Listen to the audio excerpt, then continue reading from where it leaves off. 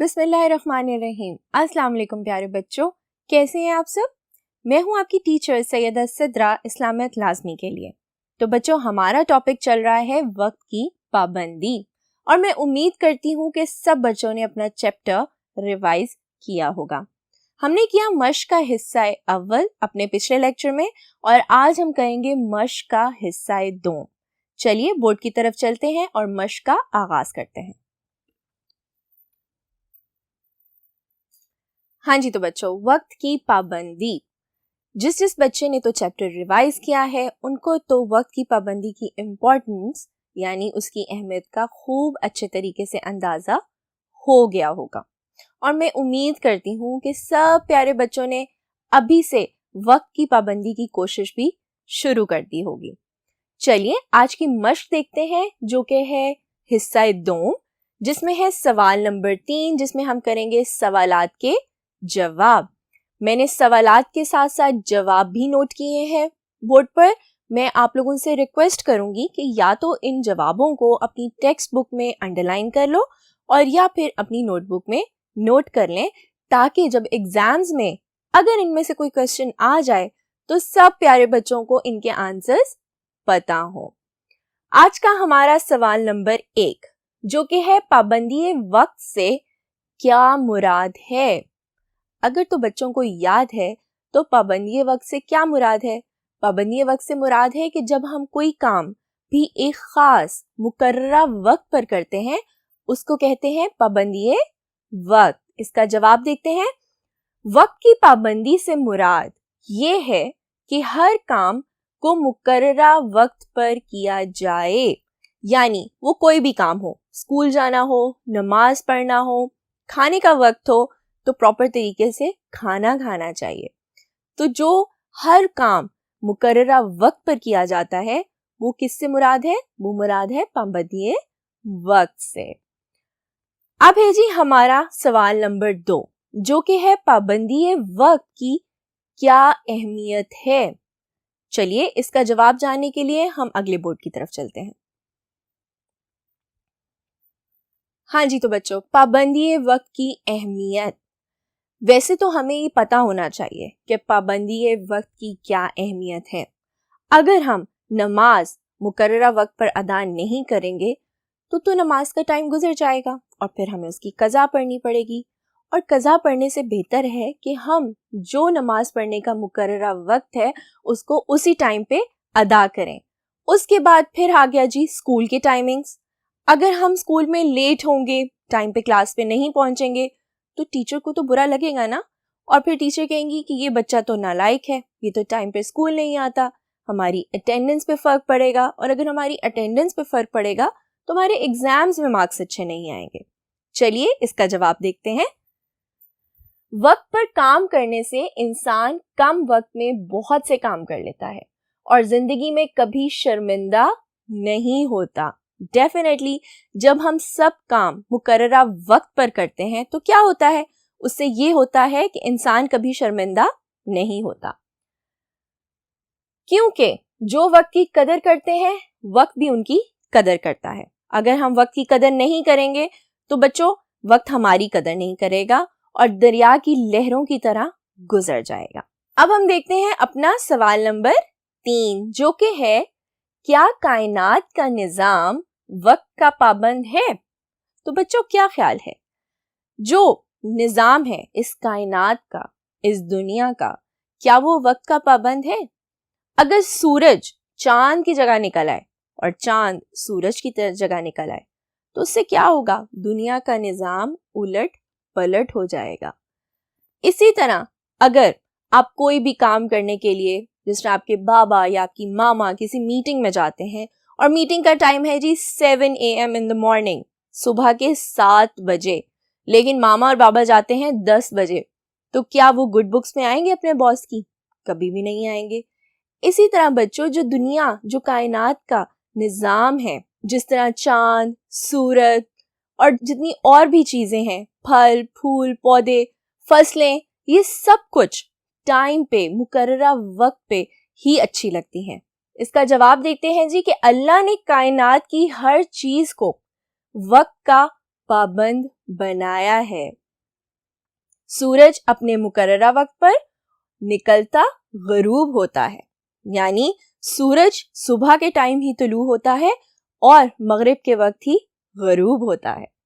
قرآن مجید میں ہے کہ اور سورج کے لیے جو مقررہ راہ ہے وہ اسی پر چلتا رہتا ہے۔ ڈیفینیٹلی اگر سورج، پھر وہی بات آ گئی بچوں کہ اگر سورج چاند کی جگہ نکلے گا اور چاند سورج کی جگہ نکلے گا تو نظام تو درہم برہم ہوگا نا، سب چیزیں الٹ پلٹ ہو جائیں گی۔ تو اس لیے کائنات کا نظام بے شک وقت کا پابند ہے۔ دن رات اپنے وقت کے پابند ہیں، موسم بھی اپنے وقت پر آتے جاتے ہیں۔ جس طرح دن اور رات اپنے وقت کے پابند ہیں، ویسے ہی موسم بھی۔ چلیے اگلے بورڈ کی طرف چلتے ہیں اور اپنے بقیہ کے کویسچنز دیکھتے ہیں۔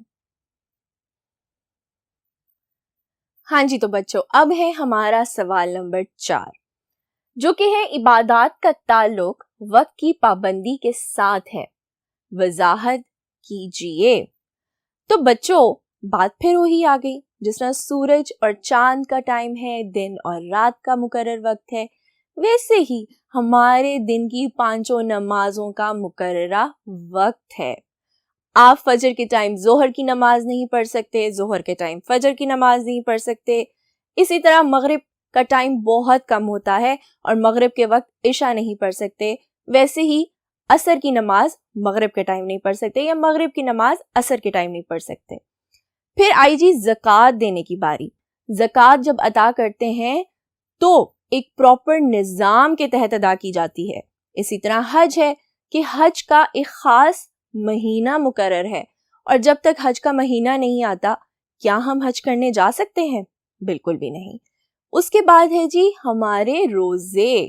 تو روزے ہم کب رکھتے ہیں؟ اس کے لیے بھی ایک خاص مہینہ مقرر کیا گیا ہے ہمارے اللہ تعالیٰ کی طرف سے، جو کہ ہے رمضان کا مہینہ۔ چلیے اس کا جواب دیکھتے ہیں۔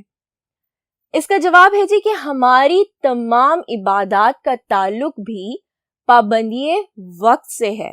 بے شک جیسا کہ اللہ تعالیٰ فرماتا ہے، یقیناً نماز مومنوں پر مقررہ وقت کے ساتھ فرض کی گئی ہے۔